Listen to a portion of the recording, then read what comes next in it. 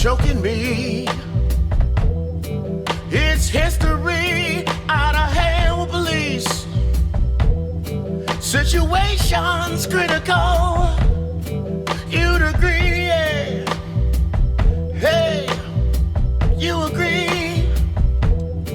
They kill children in the park, murder youth unarmed. They stand on the corner, claiming space that's ours. Hey, they kill children in the park, murder youth unarmed. They stand on the corner, claiming space that's ours. Hey, I can't breathe, it ain't your head. I can't breathe. I can't breathe, it ain't your head. I can't breathe, yeah. It ain't your head. I can't breathe, yeah, yeah. I can't breathe, no. Said I can't breathe, yeah. I can't breathe.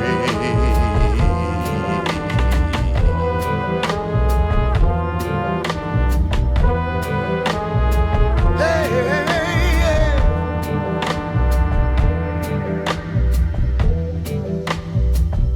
Oh, hey.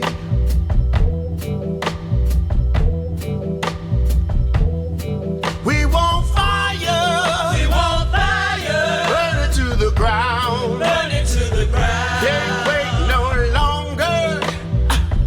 Do you hear the riot sound? Yeah. Hey, we want fire. We want fire. Burn it to the ground. Burn it to the ground. Can't wait no longer. Do you fear the riot sound? Yeah. Hey, come on. I can't breathe, it ain't your head. I can't breathe. I can't breathe, Ah. it ain't your head. I can't breathe. It ain't your head. I can't breathe. I can't breathe. Yeah. Said I can't breathe. Yeah. Said I can't breathe.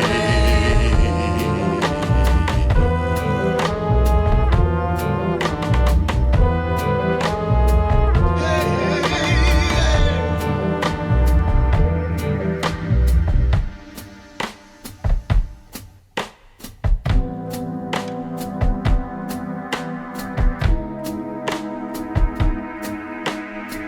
I can't breathe. I can't breathe. I can't breathe. I can't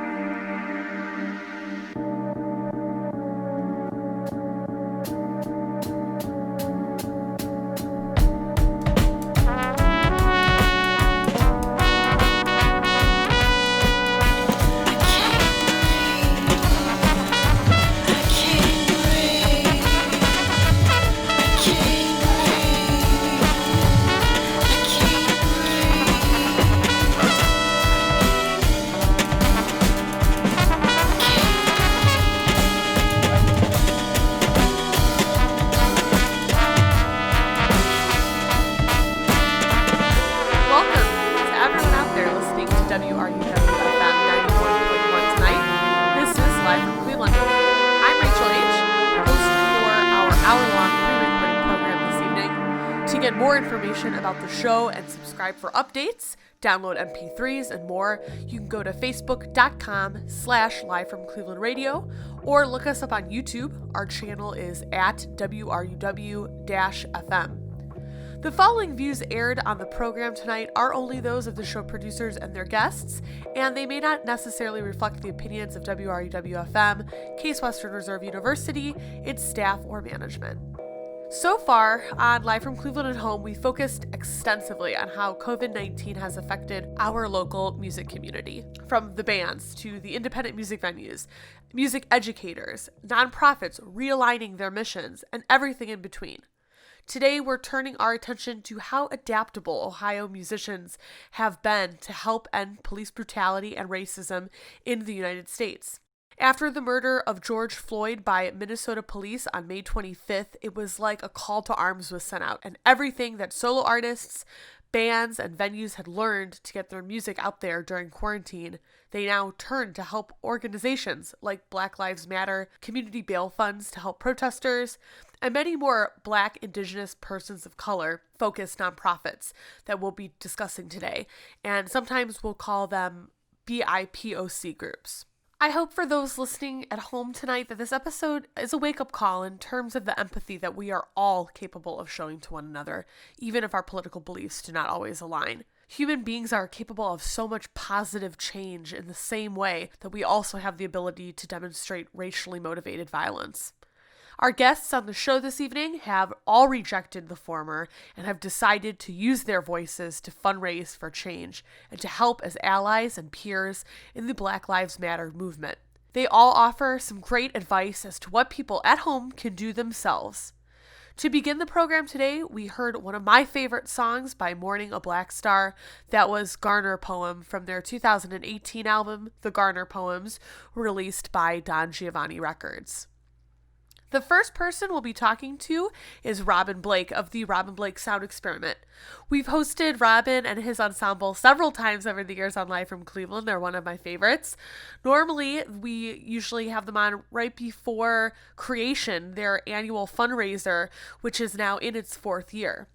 In the past, they've helped to support the Julia de Borges Hispanic Cultural Center, and recently have teamed up with Cleveland Musicians Against Racism for an online concert raising money for Black Lives Matter Cleveland and the Bail Project.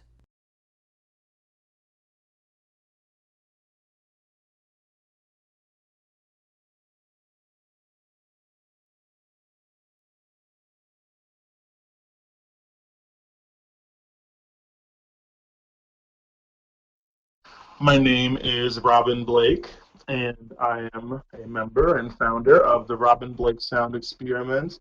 The event in question is called Creation, and we will be raising funds for Cleveland Black Lives Matter or a subsidiary type of program, something like that. So we're looking at things for helping Black trans women find housing. And Robin, why did you choose those organizations to another fundraise organization for? What was their significance helps or kids importance get to you supplies that personally? they need to access remote learning. So that is all up in the air, but when we do have Creation, that is who we will be donating to.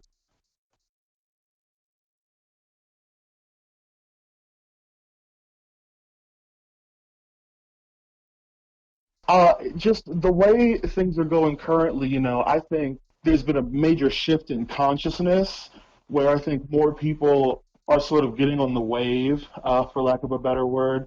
And so I feel like organizations that help Black lives, this is a very good time to sort of put them in the zeitgeist and, get the awareness of them out there so that people know, like, hey, there are ways that you can assist in the revolution or in the fight, that don't involve you putting your body on the line necessarily. You can make change with your wallet. And so I truly believe in the financial power that we have collectively. And yeah, these organizations, they help, Black lives that are affected disproportionately by things in society, inequality. And I strongly believe that if we put our money together with these organizations, that we can help solve a lot of the inequality that we deal with in society. This is your 4th year hosting Creation Fest, and you've always been amazing about donating the proceeds to different organizations. This year, how has Creation evolved? So when I started Creation, I would answer the question and say yes, but that they've definitely evolved and grown because we found our potential. when I started creation, I just wanted to create a safe space for marginalized people to express themselves and enjoy art and kind of get rid of a lot of the things that prevent people, I think, from being a part of the scene, like cliques and networking and this and that, part of the game that people don't necessarily want to concern themselves with. But as time went on, I really saw that we were able to break barriers that which I've never seen in this town personally. You have a metal band performing right before, an R&B group, and both groups get the same amount of applause. You don't see, half the crowd walk out of the room before the next band goes on. I really saw that we could bring people together in such a positive way. And so I feel that while my original goal of, giving people the chance to shine who don't normally get to see the stage, I also realized that we could change the entire conversation surrounding the way we enjoy art. When I started creation conceptually, I had always wanted to support Black lives and people of color, primarily because that was the issue that was closest to my own heart. But that just never came to be, and that was okay, because we're all in this boat together. So the timing with society, everyone being in quarantine and desiring the things that creation can offer, it just seemed like this is the time, where I can step up in my full truth with my authentic message and be heard, I think, a little bit more closely than I was heard before. Because, 2 months ago, you had people arguing things like, oh, police brutality is not that bad, or, what about black on black crime, or, whatever, insert your retort. But lately we're seeing, like I said, this big change in consciousness, and I want to be a part of that in any way that I can. Your band, the Robin Blake Sound Experimentt, which is who you're performing with as you're raising this money, you guys describe yourselves on Facebook as kind of tiptoeing the line between jam band and groove orchestra. And I know often you do covers and you pick covers that have a strong message, but I really want to know, prior to using your music as a vehicle for fundraising, did you think of the Robin Blake Sound Experimentt as a intrinsically political band? Well, I believe that the personal is political, or the political is personal. And so, yeah, I think from the inception of my group, we kind of have been, I think that the collection of people, because we're more of a collective, less of a band. There's a rotating cast of people, who come in. And I just feel like what a buzzword, but diversity in my group has always made a statement, because you don't see a lot of women playing bass. You don't see a lot of black women playing certain instruments. You don't see a lot of people who look the way my band does playing together.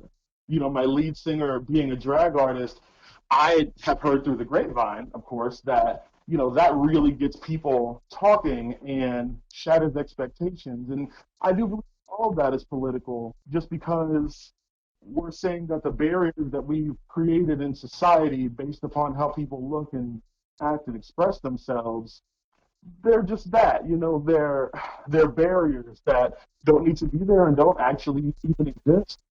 One of the things that has come up surrounding this type of conversation is whether you as a Black artist should be tasked with doing even more labor and fundraising, when ultimately maybe the same benefit may come from personal gain on your end instead.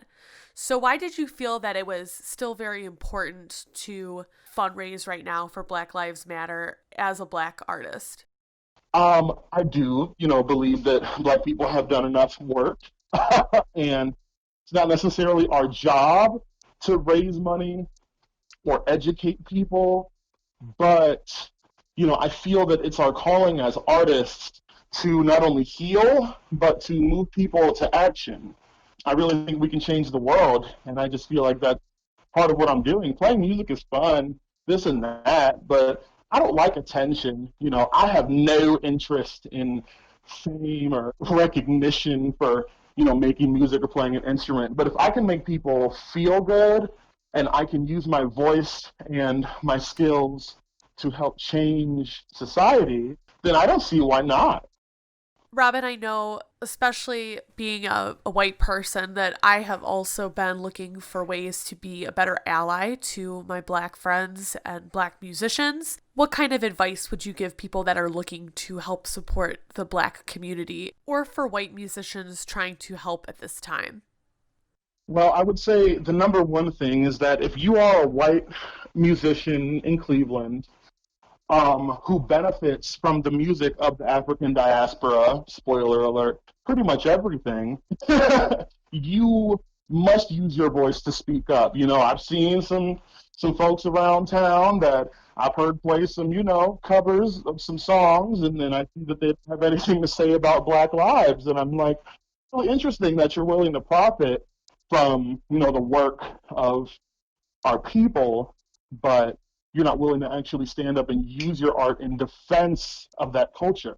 So yeah, I think white artists and musicians need to speak up and recognize that, first of all, and they need to be loud and proud about it. Rage Against the Machine, one of my favorite bands in the world, not even necessarily because that's my genre of choice, but because the music is passionate and they send messages that are really meaningful and artistic.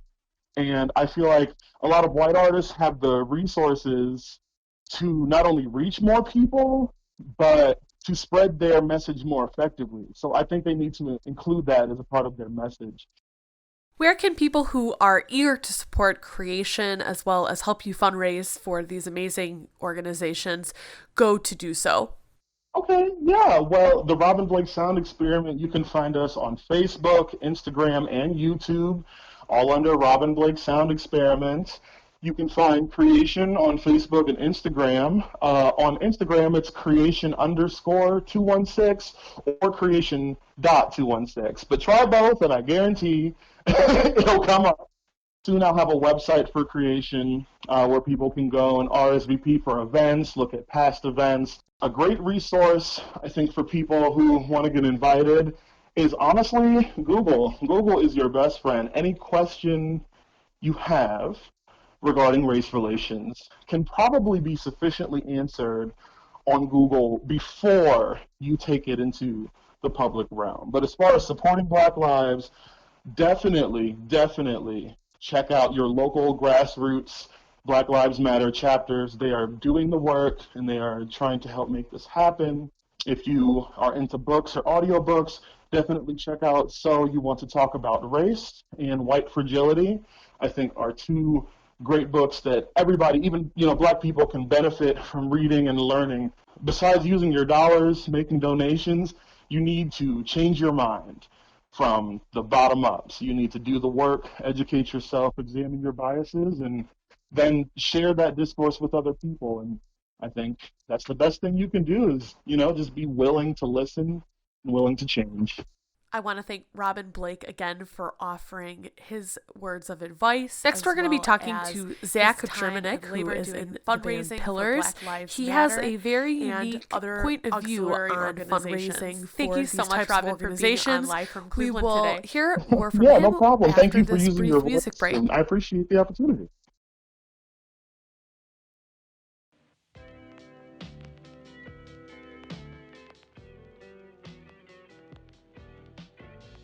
This city is built to make me innovation to slave me.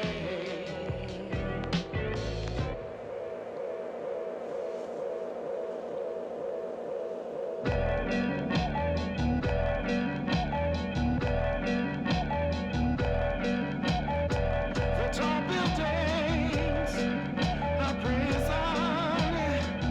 You hear the whisper, not you. But you know the picture of Monday paints a frustration. I'm chasing a living the edges of measure. The leaves of time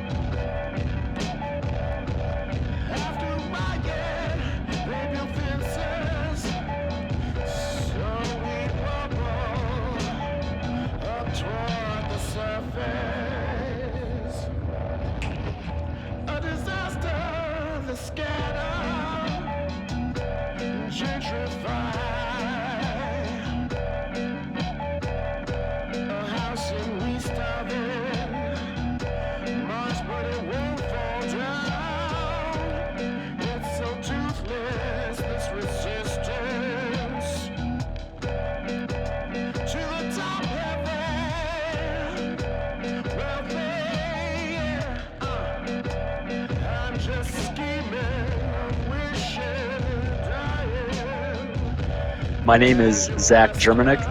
I'm the singer and guitarist for Pillärs, and we have chosen the Cleveland Bail Project as the organization that we are choosing to submit all proceeds from all merch and music from now until the day that Donald Trump leaves office. Zach, how did you decide on those organizations to support?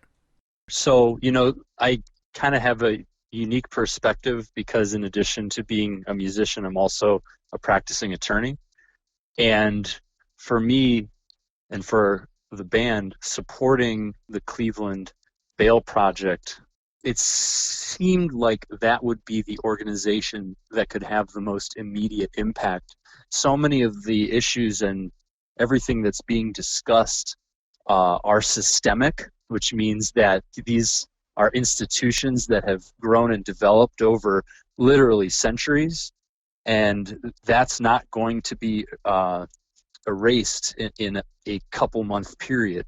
But for the immediate need, the Cleveland Bail Project is so crucially important to helping to bring around reform and hopefully an end to the practice of bail. I also wanted to ask you, Zach, as an attorney who is working with some of these bail organizations, what you believe are some safe practices as far as protesting and how we can make our voices heard without being arrested and detained by police. So, obviously, as an attorney, I take an oath to uphold the Constitution of the United States, and right there in our First Amendment is, the right to protest and to peaceably assemble. And so I take my oath of office very seriously. The thing is that right now we are living in truly unprecedented times where it's absolutely been clearly documented that all over the country, peaceful demonstrations have been escalated to violence by the police. There's incontrovertible video and picture documentation of this fact. And so it's unfortunate that we are living through a situation where in order to express their First Amendment rights, people do have to take necessary safety precautions if they want to do so, if they want to protest in such a way that won't cause harm to themselves. Right now we're living in a time where just to fundraise using your own music made from Pillärs has kind of become a political act. And so I'm wondering if when Pillärs wrote the songs that are on the albums that you're using to fundraise, whether or not the music was made to be political at that time or not. Sure. So since day one, since the first note of the first demo that we released as a band, our political message has been fairly front and center. Just have to read over our lyric sheets to understand where we are coming from as a band. And it's very much coming from a place of solidarity with people that are experiencing oppression and experiencing discrimination. I myself am Ukrainian American, and there are so many similarities between police violence here against African Americans and other minorities as was faced by Ukrainians, looking at the police violence that ended up in a revolution in that country 6 years ago. What have you seen your role as a white musician and ally for the Black Lives Movement? And if you could give some advice to other white musicians out there that are trying to be good allies, what would that be? I think the first role of white musicians is to listen and to give space to artists of color. They have been speaking about this through their music literally since the first blues song was ever played. And I think that everyone owes a debt an incalculable debt to the artistic and musical tradition of African Americans. It literally forms the basis of American music. So the first thing that I think white musicians need to do is listen, give space for artists of color, and acknowledge the debt that we all owe to blues, jazz, even bluegrass, gospel. The African American musical tradition is the foundation of the American musical tradition.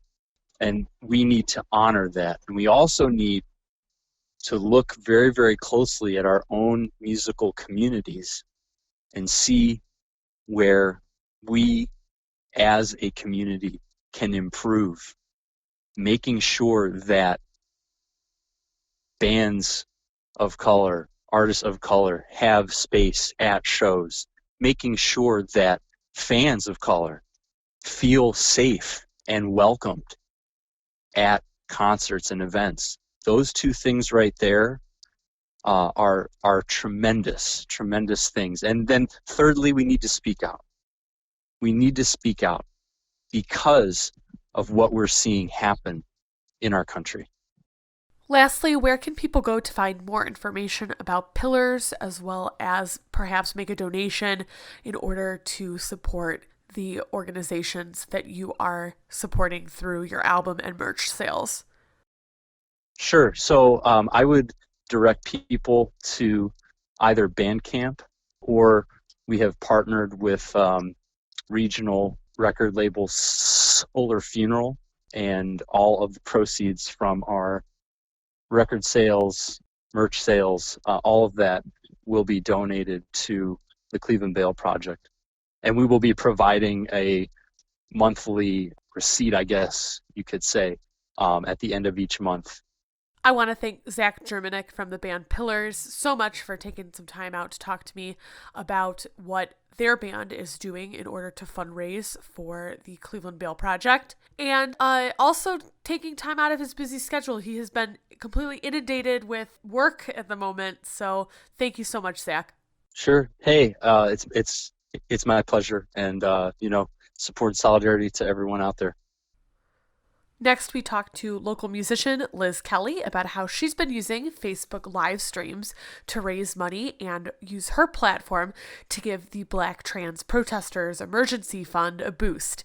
Coming up on Live from Cleveland.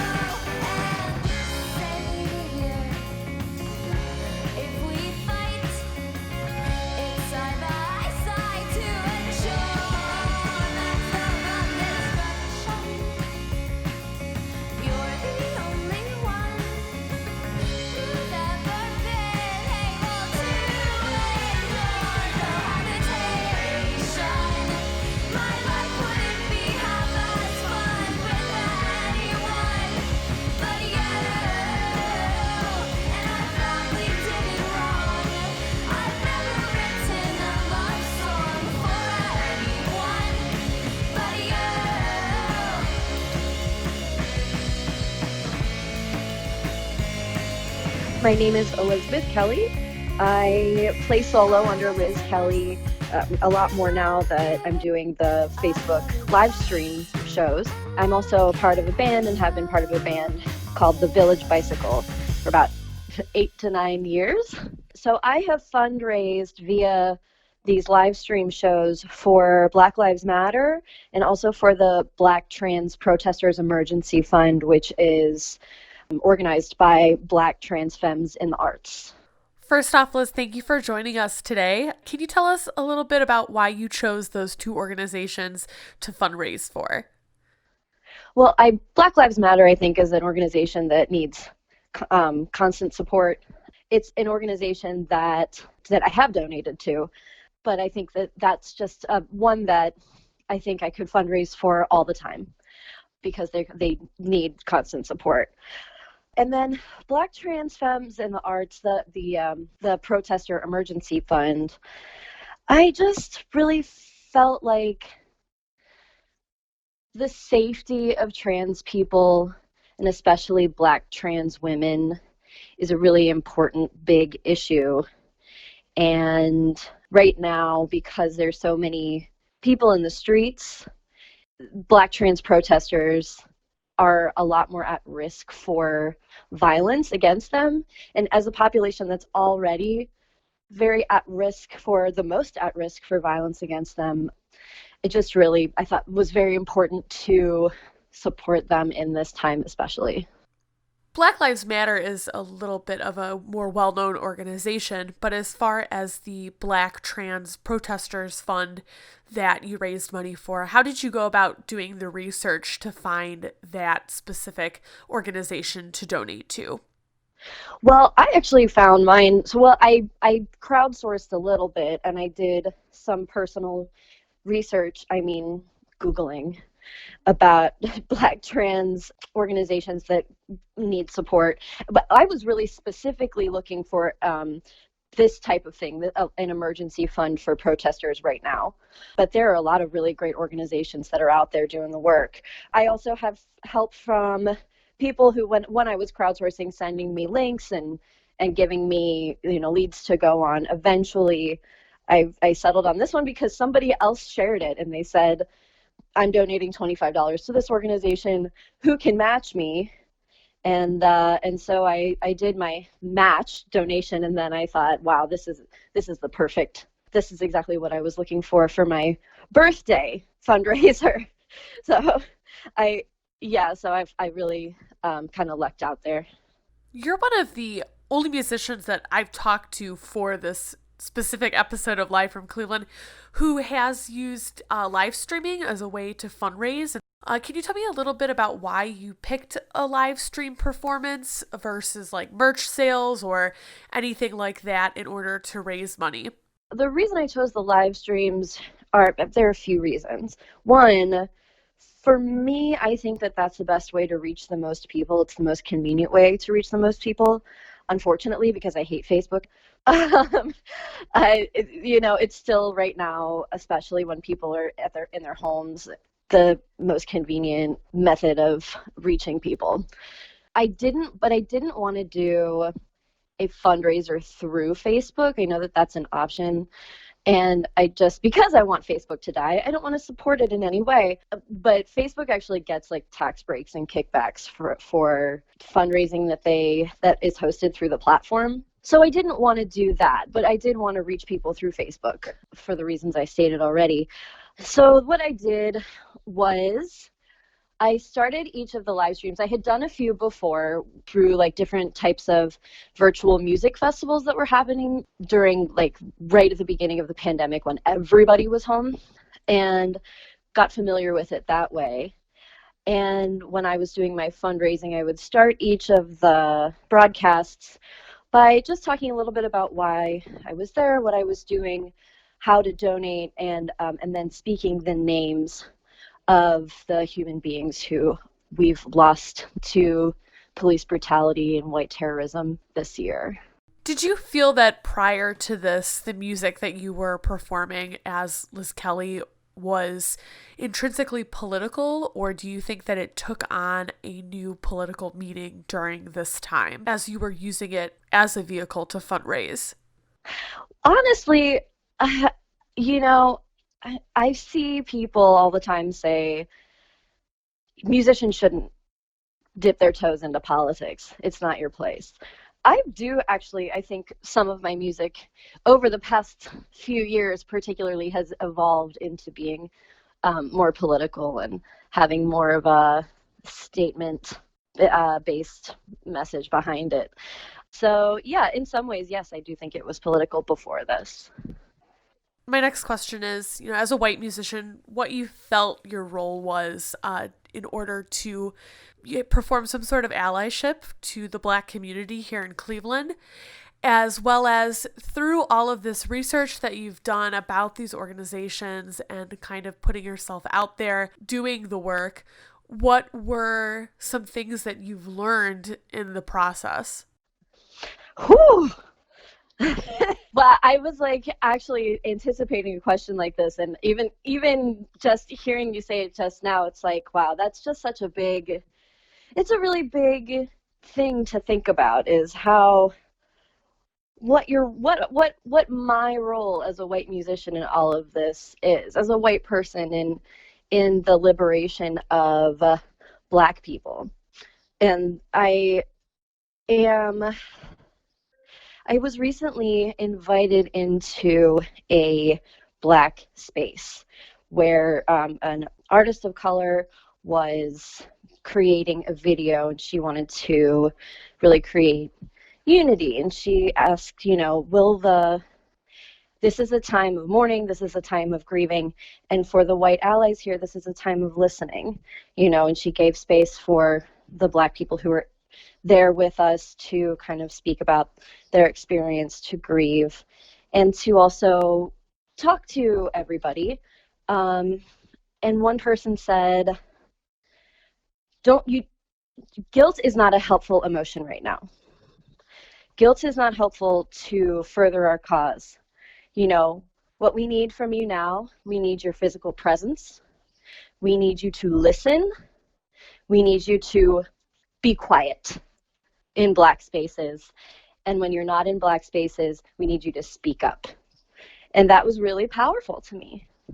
I thought that, I think sometimes as white people, we tend to, especially white liberals, tend to feel a lot of guilt about the way Black people have been treated in this country. And I think we need to just continue to educate other white people about racism in this country and step up. I do want to thank you for sharing that story with us tonight. If people want to support the fundraising efforts that you have put forth as a musician, where can they go to do so? As well as where can they find out more information about the organizations that you are fundraising for? Well, as I said, I hate Facebook, but that's where you can find information about it. I don't have other than my personal Facebook page, my music Facebook page. You can find information about me. I'm Elizabeth Kelly on Facebook. If you want to find information about Black Lives Matter, more about the Black trans population and how they've been treated in this country, I would really suggest the Human Rights Campaign has a wonderful article.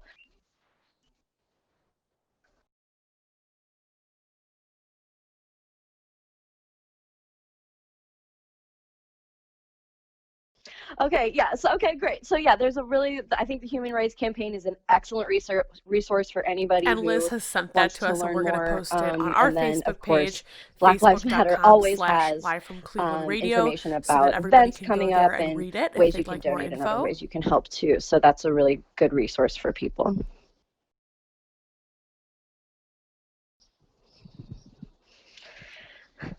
Thank you, Rachel.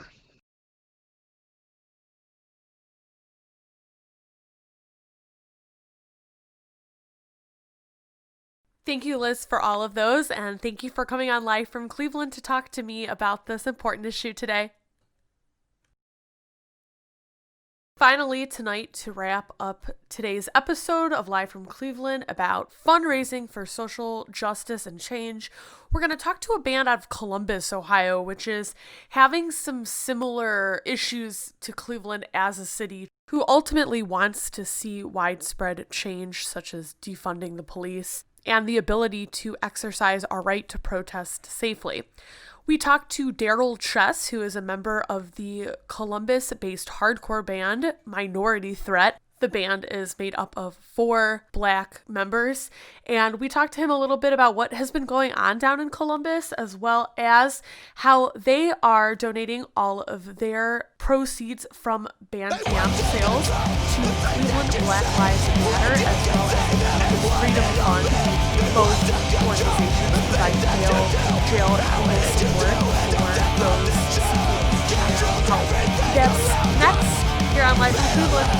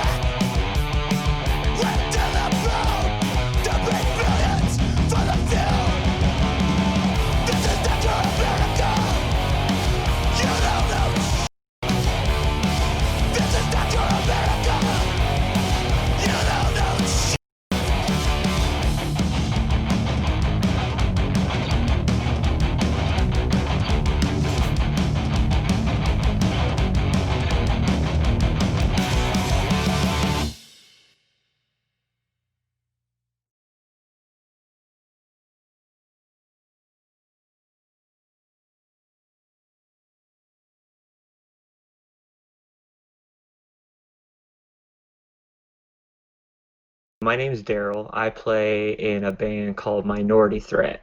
It's a punk hardcore band. We're based out of Columbus and Cleveland, kind of spread out a little bit. We chose to raise funds for the Columbus Freedom Fund and Black Lives Matter Cleveland. We chose those two because, well, we're based out of those two cities. And we feel like those are two organizations that are doing a good job of supporting protesters that are getting locked up and arrested. And we feel like it was the best use of the funds that we could try to generate. The way in which we are generating those funds is all of the sales of our music on our Bandcamp is 100% going to those two organizations. So whatever we make at the end of by the end of June, we're just splitting it in half and sending it to those two organizations. How did Minority Threat as a band decide that these were the two organizations that you were looking to raise money for? We know that Columbus Freedom Fund had been a long-standing organization here that has been continuously providing legal support for people, and so we knew that that was going to be at the forefront of one of the organizations we wanted to donate to here in Columbus and in Cleveland. You know, some of us who are in Columbus might not be as in the know with the organizations that are really putting their resources into the people who need that legal support in Cleveland. So part of it was actually leaving it up to the people that are in the band in Cleveland, informing the rest of us in the band, saying, hey, these are the people who are really out there doing it, and this is where we should put our resources. Darrell, not to make you our Columbus correspondent by any means, but I am wondering what Columbus has been doing to combat police brutality. And I have seen the protests in your city being covered extensively on the news, but, you know, to a certain extent, a lot of, journalistic media is biased. So I was just wondering, from your point of view, what's been going on down there, and what can you tell us? I'll definitely, speak the best I can. I'm definitely no expert, and there might be others out there who could speak better than I. But, I've definitely been out in the streets multiple days protesting.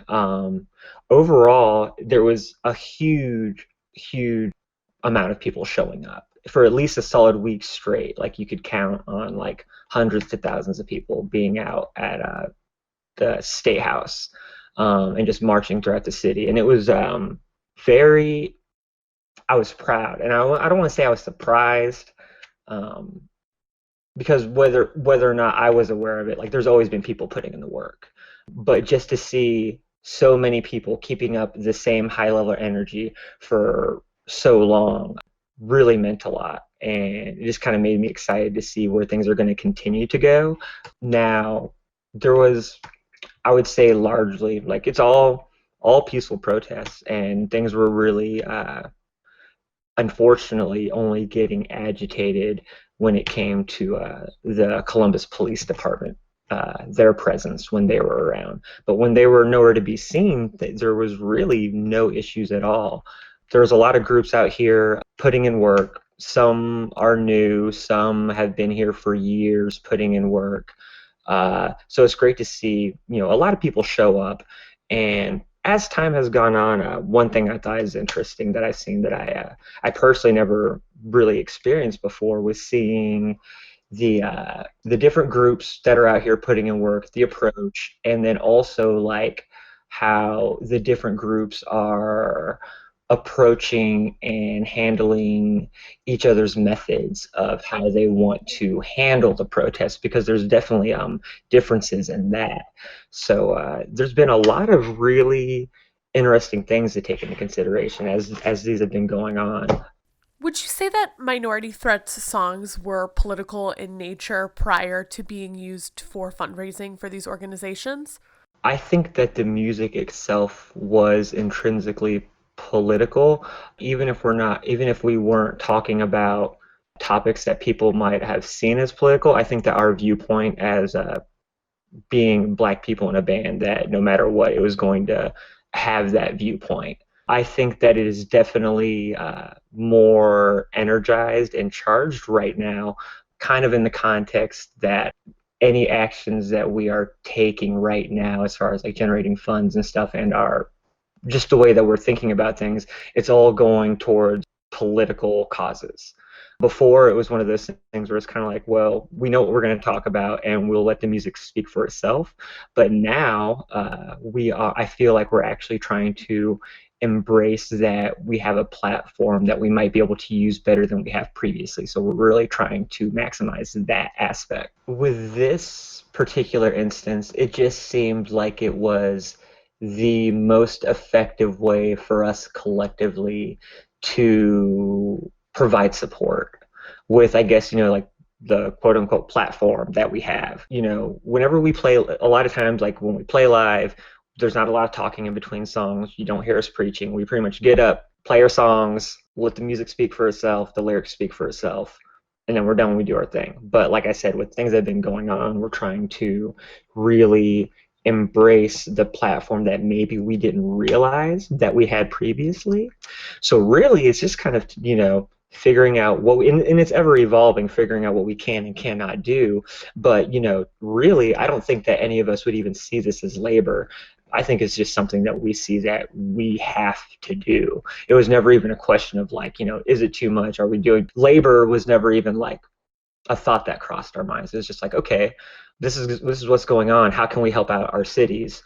And this was the quickest, I guess you could say, like the quickest turnaround of something that like we could do. And we're still trying to come up with other ways that we can like provide support to other organizations in the state, nationwide, our cities, et cetera. I feel like it's such a big step to also even be thinking about these types of issues and concerns now. Like, I remember a time when only the most like radicalized of punk like DIY bands were really focusing on how to make their communities a better space. And so I think it's been really inspiring seeing so many different types of musicians take the lead on this. So thank you for being one of those bands. I guess my next question is for people that are looking to support bands like Minority Threat who are Black, Indigenous, people of color. What can we do to be good allies as white musicians or just white fans? Listen to people of color. Don't talk over them. Just listen to whatever experiences people of color want to share with you. I've seen a lot of instances where artists, particularly white artists, are creating shirts and they're donating 100% of proceeds to organizations, and that's amazing. That's awesome. And honestly, that might be the way that they can best provide support. But I think, and this is just me personally talking, not even from a band perspective, sometimes I think that that can cross a line where sometimes it might be self-serving. And so sometimes I would ask people to ask themselves, like, is it possible for you to just donate money without any sort of, I guess, strings attached to it? Because I think a lot of times, like, that might be more beneficial. Not even that, and even if money doesn't even have to all be about money. Another thing is, like, use your platform to amplify the voices of people of color. I don't know. Make a live stream, let people of color share their stories, their points of view, the things that they've experienced. There's a lot of times, like, the best way that you can help and be active is by sitting and shutting up and listening. And speaking of listening more and finding a spot to connect with Minority Threat, where can people go to get more information about the band and hear your music? So the best place is our Bandcamp. All of our music is on our Bandcamp. It is minoritythreat.bandcamp.com. We do have some stuff on Spotify and other streaming platforms, but not all of our music is on those streaming platforms. So Bandcamp is definitely the best way to go about listening to our stuff. Darrell, I want to thank you again for being on Live from Cleveland tonight and sharing your voice with us and letting us know what's going on down in Columbus. I appreciate it, because I know, like, for at least me personally, like, I'm not the type to speak on politics personally. You know what I mean? And that's something that, like, with everything that's been going on, I've been working on finding my voice and trying to get better about that, and kind of realizing that I do have the right to take up space and pretty much say whatever the hell it is I want, So I kind of, like, have always appreciated this band as being a way to express feelings without needing to say it, Taking us out today will be a final song by Minority Threat. It is called Protect and Serve. It is about police brutality. It's very timely for the issues that we were talking about today. For more information about Minority Threat, you can check them out on Bandcamp. And there are some curse words in this next song, so if you are listening at home with kids, the online version is not bleeped, and neither is our radio broadcast. So with that, I will do a safe harbor announcement. Some of the following material may be found objectionable by members of the listening audience. Therefore, listener discretion is strongly advised. I hope you guys have a great night. Thanks for tuning in to Live from Cleveland. I'm your host, Rachel H. If you should feel so inclined, we have posted links to several of the organizations and bands that we've been talking about in today's show on our Facebook page, facebook.com/livefromclevelandradio. And we have uploaded a MP3 on our YouTube of this show in case you'd like to share it with any friends or family you think could find this information useful. Have a great Thursday night, and we'll be back next week with more.